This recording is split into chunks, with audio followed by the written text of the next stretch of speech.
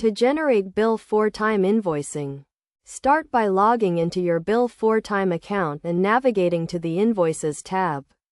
From here, click on the New Invoice button to begin the invoicing process.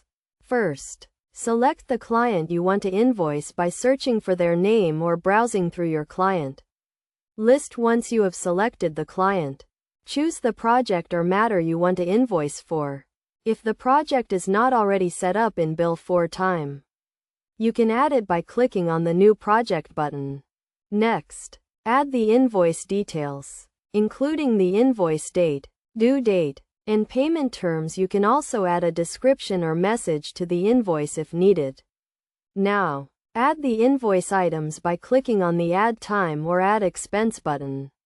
If you have already tracked time or expenses in Bill4Time, you can select them from the list and add them to the invoice. If not, you can manually enter the time or expense details. After adding all the necessary items, review the invoice to ensure everything is accurate and complete.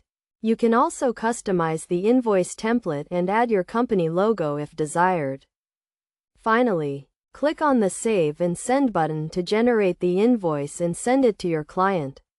You can choose to send the invoice via email or print it and mail it to the client.